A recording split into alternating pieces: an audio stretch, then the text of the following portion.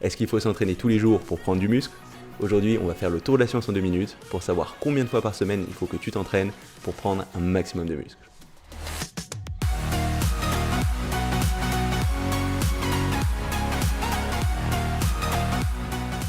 Salut, ici Nico et bienvenue dans un nouvel épisode de 2 minutes science, la mini-série dans laquelle je réponds à une question de la musculation en faisant le tour de la science sur le sujet en 2 minutes. Et aujourd'hui, on va parler de la fréquence d'entraînement et plus précisément de savoir si c'est possible de progresser en musculation sans s'entraîner tous les jours. Et personnellement, quand j'ai commencé la musculation, je croyais que plus j'allais en faire et plus j'allais réussir à prendre du muscle rapidement. Du coup, je me suis mis à m'entraîner tous les jours, puis même 2 fois par jour. Et évidemment, je me suis rendu compte que ça pouvait poser problème d'un point de vue récupération. Et j'ai fini par me rendre compte que c'était important d'avoir assez de fréquence d'entraînement, mais qu'avoir trop de fréquence d'entraînement, ça pouvait aussi poser problème et t'empêcher de progresser. Du coup, la question qui se pose et à laquelle je vais essayer de répondre aujourd'hui, c'est de savoir combien de fois par semaine il faut que tu t'entraînes pour progresser efficacement. Donc comme d'habitude, on va faire le tour de la science sur le sujet. Je vais essayer d'aller voir un maximum de recherches et je t'ai mis le lien vers toutes ces recherches sous cette vidéo pour que toi aussi tu puisses suivre le process qui m'a permis d'arriver à ces vidéos. Bon, il y a forcément certaines recherches intéressantes que j'ai dû laisser de côté, mais si jamais t'en as, n'hésite pas à les mettre dans les commentaires sous cette vidéo pour les partager avec tout le monde. Donc sans plus attendre, on déclenche le chrono et on va regarder en 2 minutes ce que dit la science sur quelle est la bonne fréquence d'entraînement pour prendre un maximum de muscle. C'est parti! Pour commencer, je suis allé voir si c'était possible d'entraîner un même muscle tous les jours et de réussir à progresser de cette façon. Et ce qui est ressorti de plusieurs recherches, c'est que de façon générale, si tu entraînais un même muscle sans laisser au moins 48 heures à 72 heures, c'était en général contre-productif parce que le muscle n'avait pas le temps de récupérer. Et dans une étude de 2010, Krenz et ses collègues ont montré que travailler les biceps tous les 2 jours avec des excentriques, ça posait problème en termes de récupération. Que même si on observait une progression en termes d'hypertrophie, la force diminuait petit à petit de jour en jour et qu'on aurait probablement de meilleurs résultats sur le long terme en prenant plus de 2 jours de repos. Et dans une autre étude de 2011, Machado et ses collègues ont montré que pour complètement récupérer et bien progresser, c'était intéressant de laisser plus de 72 heures de récupération par muscle quand on avait de forts volumes d'entraînement. Donc a priori, travailler un même muscle tous les jours lui laisse pas le temps de récupérer pour bien progresser et c'est intéressant de laisser au moins 2 jours de repos, au moins 48 heures, voire 72 heures pour des entraînements de forte intensité. Et du coup, la question qui se pose, c'est de savoir quand on a au moins ces 48 heures de repos pour un même muscle, est-ce que la fréquence va quand même jouer un rôle en termes de progression? Et dans une étude assez intéressante de Ribeiro et ses collègues de 2015, ils ont comparé 2 groupes de personnes qui faisaient tous 2 des splits, mais en faisant une fréquence de 4 ou 6 entraînements par semaine, avec sur chacun de ces entraînements la même quantité totale d'entraînement, le même volume d'entraînement et la même fréquence par muscle, juste une différence en termes de fréquence au sein de la semaine.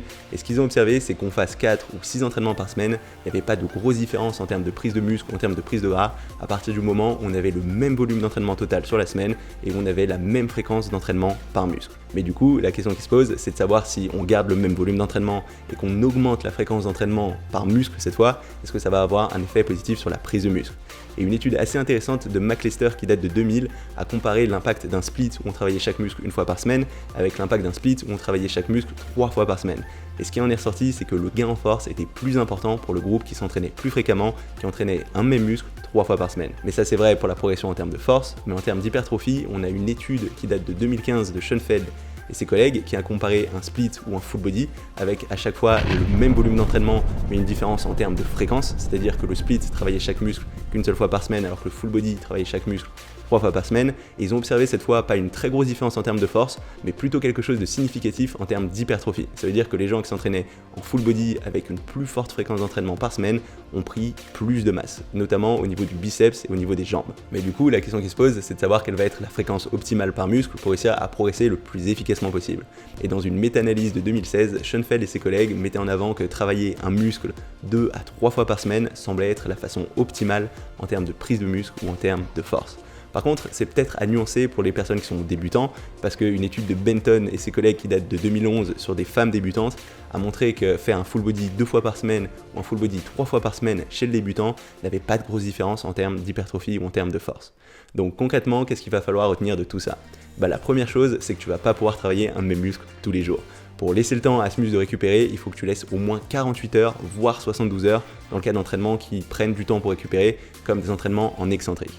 Le deuxième point, c'est que en soi, la fréquence d'entraînement, elle n'est pas si importante à partir du moment où tu as un volume d'entraînement total sur la semaine égal, c'est-à-dire un nombre de séries et de répétitions qui est le même au total sur la semaine, et que ta fréquence d'entraînement par muscle, elle est la même.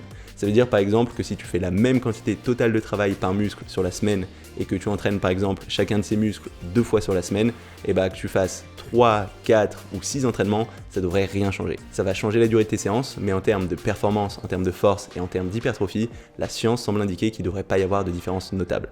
Et du coup, là où la question de la fréquence va vraiment se poser, ça va être au niveau de la fréquence d'entraînement par muscle. Et a priori, travailler un muscle seulement une seule fois par semaine, ce ne sera pas suffisant pour progresser de façon optimale. Ce qui en ressort, c'est que c'est intéressant de travailler au moins 2 fois par semaine, voire 3 fois par semaine. Et pour la plupart des débutants, travailler 2 fois par semaine, ce sera largement suffisant. Donc ce que je te conseille de faire, c'est déjà t'assurer aujourd'hui que tu travailles au moins chaque muscle 2 fois par semaine, et ça fera déjà une énorme différence s'il y a certains de ces muscles que tu travailles seulement une seule fois par semaine. Donc voilà, ça va être tout pour cette petite vidéo. Si jamais elle t'a plu, n'hésite pas à mettre un petit pouce bleu ou un petit commentaire, notamment si tu as des ressources ou des expériences en lien avec ce thème, je pense que ça intéressera tout le monde. Si tu veux m'envoyer une question, tu peux le faire sur nico.dalam@gmail.com. A priori, je réponds à tous mes mails, mais essaye d'être concis parce que je reçois quand même beaucoup de ces mails. Si t'es pas encore inscrit à ma chaîne YouTube, n'hésite pas à le faire maintenant, comme ça tu sauras quand je sors de nouvelles vidéos.